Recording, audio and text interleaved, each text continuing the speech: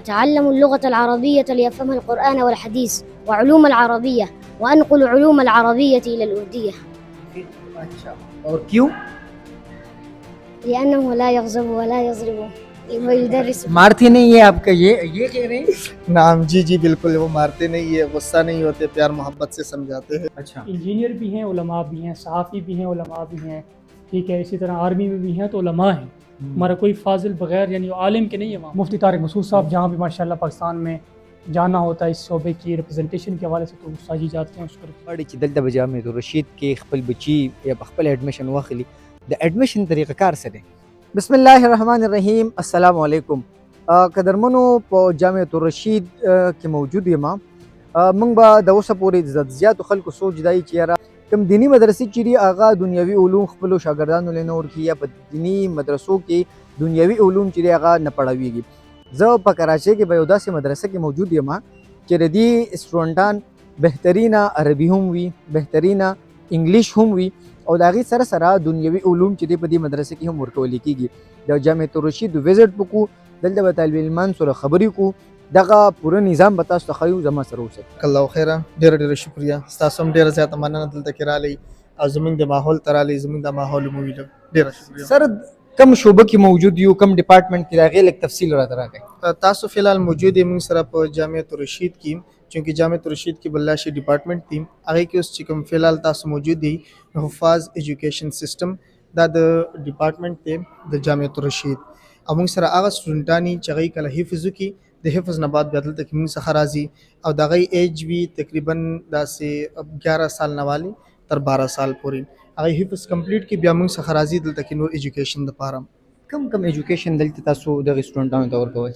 زمونږ چې کوم road map دی نو هغه داسې دی چې لکه لومبنی سال چې هغې ته مونږ لیول 1 وو، هغې کې بچي ته مونږ عربي ښو نو هغه کمپلیټ عربي زده کړي. هغې نارمل چې کوم ډیلی روټین دی هغې کې هغه بیا صرف عربي وایي، یو کال عربي. بیا د هغې نه بعد مونږ سره طالب علم لړ شي انګلیش کلاس ته، هغې سره مونږ د 8 کلاس هم ایجوکیشن ورکوو چې کوم اثریات دي. او د دې نه علاوه چې کوم په 3rd مطلب 3م کلاس ته ځي نو هغې کې بیا یا مونږ سره او لیول ته لړ شي سټوډنټ، یا زمونږ چې کوم نارمل بورډ دی هغې کې لړ شي.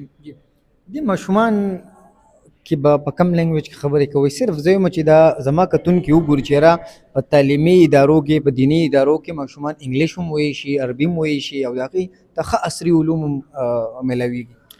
مخکې چې کوم کنسپټ زموږ معاشره کې، زموږ سوسایټي کې چې مولا مسټر کنسپټ والا چې بھائی مولا کی دوڑ مسجد تک، الحمدلله خو دې معاشره کې، زموږ معاشره کې او خاص کر چې کوم بهر خلک دغه کړي دي تعلیم زده کوي نو هغې کې اوس دا ختم شو.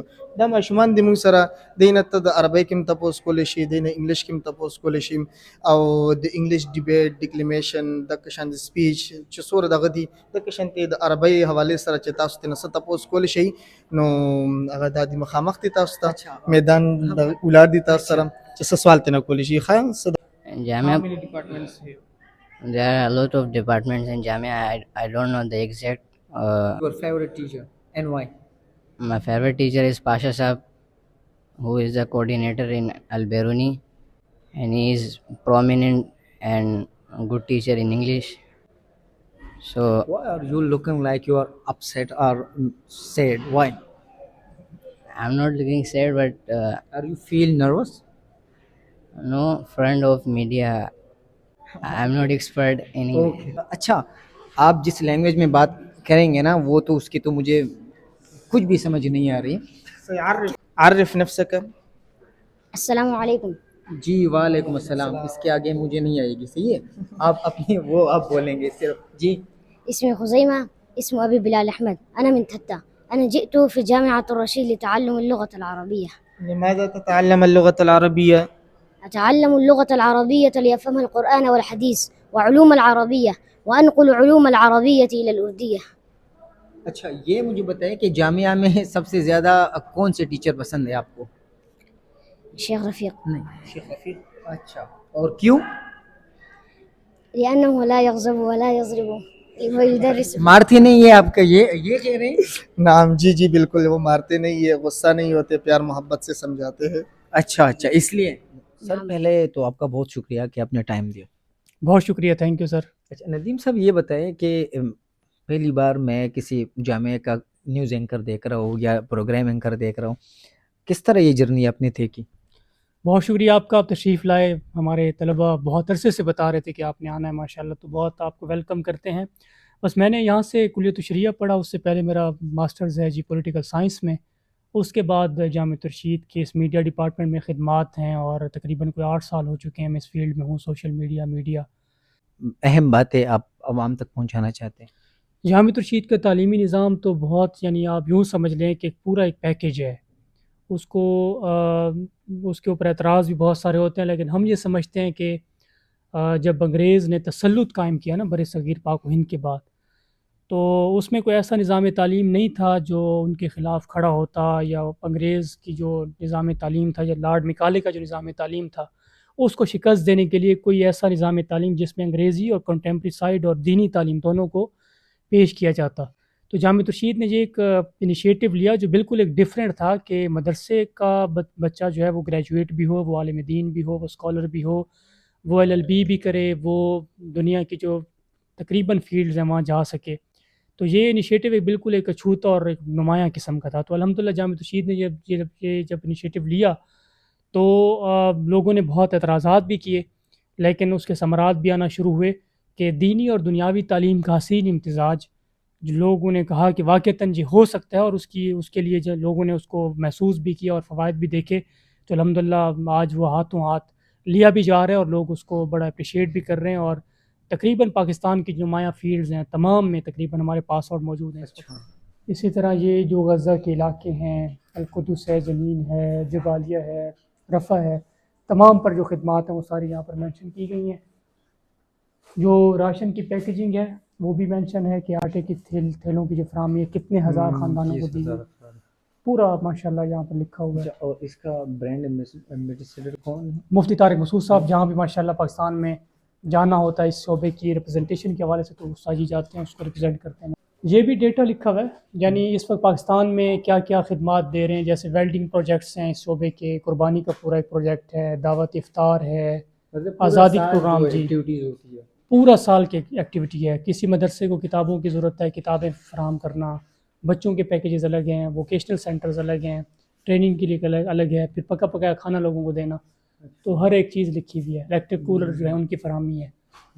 تو جو بھی یہ کام کرتے ہیں اس کو باقاعدہ یہاں پر لوگوں کو وزٹرز کے لیے وہ یہاں پہ لگا دیتے ہیں. جی ابھی بھی یہ فیلڈ میں ہی ہوں گے, یہاں پر CEO نہیں بیٹھے ہوئے اور ان کے مینیجر نہیں بیٹھے ہوئے, فیلڈ میں ہوں گے ماشاءاللہ سارے. 38 ہیں, LLM جو ہے وہ اتنی ان کی پرسنٹیج ہے, LLB MBBS MS MBA MED MCS, تو پورا یہ یعنی لکھا ہوا ہے. اس کے علاوہ یہ جو فضلاء کرام ہیں ان کی تعداد اگر ہم دیکھیں تو سندھ, پنجاب, KPK, بلوچستان, فیڈرل آزاد کشمیر, بیرون ملک اور گلگت بلتستان, ان تمام کا ڈیٹا یہاں پر موجود ہے پرسنٹیج کے اعتبار سے کہ 35% ہمارے پاس سندھ میں طلبہ ہیں, 26% جو ہے پنجاب میں ہماری ریپرزنٹیشن ہے پاس آؤٹ کے اعتبار سے, KPK میں 23% ہیں, بلوچستان میں اتنے ہیں.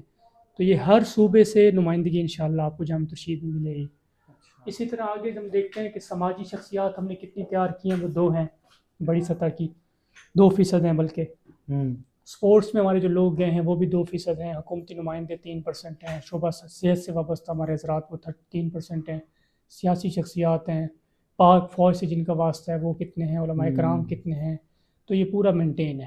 یعنی تقریباً ساری فیلڈز آ گئی ہیں جس میں ہمارے پاس آؤٹ. آگے دیکھتے ہیں ہم کہ اگر ہم اعداد و شمار اسٹیٹسٹکس نکالیں تو سیاست میں ہمارے 8 لوگ ہیں, ایئر فورس میں 4 ہیں, نیوی میں 15 ہیں, آرمی میں اتنے ہیں, شریعہ کنسلٹنٹ اور ایڈوائزر 28 ہیں, CEO ہیں کمپنیوں کے وہ 7 ہیں, دارفتہ میں کتنے کام کر رہے ہیں 35 ہیں, ریسرچ کا شعبہ ہے 6 ہیں, ذاتی امور, صحافی, ایڈمن آفیسر, انجینئر, امام خطیب, اسکول پرنسپلز, استاد ہیں, حفظ کے استاذ ہیں. تو یہ پوری تعداد لکھی ہوئی ہے. تو میرے خیال سے کوئی شعبہ رہتا نہیں ہے.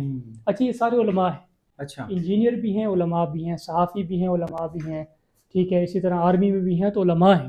ہمارا کوئی فاضل بغیر یعنی عالم کے نہیں ہے وہاں پر, اور خطیب بھی نہیں ہے وہاں پر, یعنی باقاعدہ جیسے کمیشن کا ایگزام پاس کر کے بندہ جاتا ہے تو اس لیول پہ گئے ہیں وہ لوگ الحمدللہ. الرحمن الرحیم. حلال فاؤنڈیشن بیسکلی حلال سرٹیفیکیشن کر رہا ہوتا ہے, اور اس میں اس کے مختلف ڈپارٹمنٹ ہیں. ہمارا حلال سرٹیفیکیشن کا بھی ہے, ریسرچ کا بھی ہے, ٹریننگ کا بھی ہے. حلال سرٹیفیکیشن میں بیسکلی ہم یہ کرتے ہیں کہ مختلف انڈسٹریز کو ضرورت پڑتی ہے کہ وہ حلال سرٹیفکیٹ اچیو کریں, چاہے وہ ایکسپورٹ بیس اس پرپس کے لیے ہو یا پھر اپنے طور پر جو ہے اوتھینٹسٹی بلڈ اپ کرنے کے لیے ہو کہ ہم جو ہے وہ ایک حلال فوڈ پروڈیوس کر رہے ہیں. تو اس میں پھر یہ کہ ہم ان کا ایک پروسیجر ہے, ڈاکومنٹیشن ہوتی ہے, اس کے بعد پھر آڈٹ ہوتا ہے اسٹیج 1 اسٹیج 2.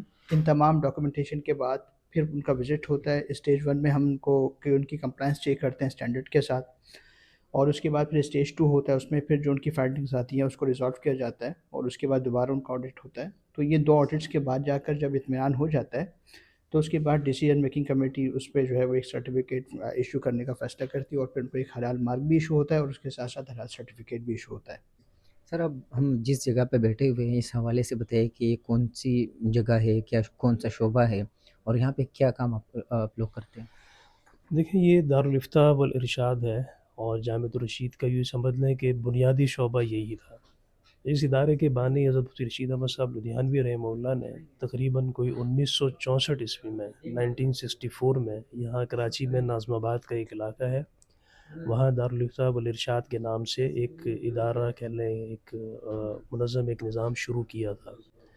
اور وہاں پر علماء کرام آتے تھے, اور علماء کرام کو فتویٰ کی تربیت دی جاتی تھی, اور ساتھ ساتھ ایک جو جس کو آپ کہتے ہیں آج کل کی دنیا میں کریکٹر بلڈنگ, اور تو اس کو آپ یوں کہہ لیں کہ مذہبی اس میں کہتے ہیں اصطلاح میں کہ باطنی اصلاح, کہ اس کے اندر ایسی کوالٹی پیدا ہو جائے, وہ اس کے لیے جھوٹ بہت مشکل ہو جائے, اس کے لیے خیانت بہت مشکل ہو جائے, اور جو فرائض اور واجبات ہیں اور اسی طرح لوگوں کے حقوق کی جو ادائیگی ہے, جس کو ہمارے اسلام میں کہا جاتا ہے کہ حقوق اللہ اور حقوق العباد, اس پر وہ انتہائی مضبوط ہو جائے.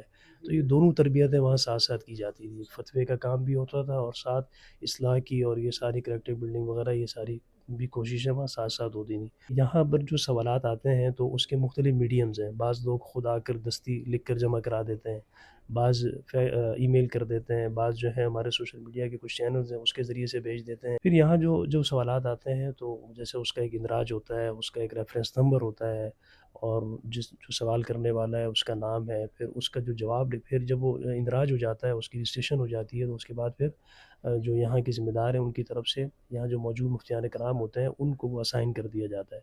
پھر وہ ابتدائی مرحلے میں وہ پوری اس سوال سے متعلق تحقیق کرتے ہیں. جیسے کہ عدالت میں آپ دیکھتے ہیں کہ جب کوئی کیس فائل ہوتا ہے تو وکیل پہلے اس کی پوری تیاری کرتے ہیں, اس کے ریفرنسز ڈھونڈتے ہیں کہ اگر یہ میرے سامنے آیا ہے تو کون کون سی چیزیں جو اس کے حق میں جا رہی ہیں وغیرہ ذالی, پوری ریسرچ ہوتی ہے. تو بالکل اسی طرح یہاں پر بھی قرآن و سنت کے علوم کی روشنی میں رہتے ہوئے اس پر پوری ریسرچ کی جاتی ہے, اور ایک جواب تیار کیا جاتا ہے جس کو بھی وہ جواب سوال اسائن کیا گیا ہوتا ہے. وہ اپنی پوری تحقیق لکھنے کے بعد یہاں جو سینئر ترین مفتی ہوتے ہیں, جن کو تقریباً 25-30 سال یا اس سے زائد عرصہ اس کام میں ہو چکا ہوتا ہے, اور بڑوں نے ان پر ایک اعتماد کیا ہوتا ہے کہ ابھی اس درجے کے ہیں کہ ان کے ساتھ یہ دوسروں کے سوالات بھی چیک کر سکتے ہیں, ان کے سامنے پیش کیا جاتا ہے. پھر صرف ایک کے سائن سے یا ایک کے رائے سے متفق ہونے سے یہ فتویٰ نہیں بن جاتا, بلکہ وہ جب اس سے ایگری کر لیتے ہیں تو اس میں 2 صورتیں ہوں گی. کبھی تو وہ اس جواب سے اتفاق کریں گے, کبھی نہیں کریں گے, اس میں کوئی تبدیلی کا کہیں گے, تو وہ پھر تحقیق ہوتی ہے. اس کے بعد جب وہ ایگری ہو جاتے ہیں پھر ایک دوسرے سینئر مفتی کے پاس اس کو لے جایا جاتا ہے. پھر وہ بھی اپنی پوری تحقیق وغیرہ جو بھی ان کا علم ہوتا ہے اس کی روشنی میں جب وہ بھی انڈورس کر دیتے ہیں تو کم از کم 2 حضرات کی انڈورسمنٹ کے بعد پھر وہ فتوے کی شکل میں جواب جاری ہوتا ہے. عدنان بھائی ذرا تو لغول خصوصا شکریہ دا کوم چې دومره تفصیلی وزټ خو راکو ک په کلي کې په علاقه کې څوک غواړي چې دلته به جامعة الرشید کې خپل بچي یا خپل ایډمیشن واخلي د ایډمیشن طریقه کار څه دی؟ ستاسو هم ډېره شکریه چې تاسو هم دومره ټایم راکړو. د ایډمیشن حوالې سره تاسو تپوس وکړو نو ایډمیشن دلته هر هغې ماشوم ته میلاویږي چې هغه میټریک پاسي میټریک یې کړي د هر یو بورډ نه د هر ځای نه یې کړي, د بونیر نه, سوات نه, پېښور نه, د هر بورډ نه یې کړي, او په میټریک بیس بیا دوی هغې کس ته زیات توجه ورکوي چې هغه A1 ګریډ او A ګریډ 60 اباو پرسنټیج د هغې, او د میټریک نه په بره چې څومره هم تعلیم هغوی کړي نو دوی ته بیا هغوی ته زیاته ترجیح ورکوي چې IFSC کړي, خو فسټ شرط د هغې دا دی چې میټریک یې کړي. بیا د دوی دلته خپل د NTS ټایپ یو ټیسټ هغه پاس کولی د میټریک په بیس باندې, په هغې کې هم 60% مارکس اخیستي. بیا هغې نه بعد به دوی د لومړۍ درجې دپاره الیجیبلي او هغوی ته به داخله میلاویږي. او په کال کې په کومه میاشت کې د ایډمیشن سٹارټ کیږي؟ دا خو اسلامي میاشتې سره چلیږي چې وړوکي اختر وشي نو د شوال په میاشت کې بیا د دوی اډمیشن سټارټېږي او انګریزي میاشتې خو بدلیږي کله جنوري ته راشي کله فبروري ته لاړ شي خو مین چې کوم دی د شوال په میاشت کې کېږي. ډیره مهرباني قدرمنو که تاسو غواړئ چې تاسو یا ستاسو بچي په یو بهترین دینی او دنیوي اداره کې خپل دینی او دنیوي علم حاصل کړي او بهترین منټل ګرومینګ هم وشي سکلز هم حاصل کړي د دنیا نوم خبر شي د دین نوم خبر شي نو جامعة الرشید د هغې لپاره یو بهترین جامعه ده یا یو بهترین ځای دی. امید دی چې د دغې ویډیو نه به تاسو هم فایده واخلئ او خوښه شوي خوند به مو وي. ښاد اباد و بریالي اوسئ.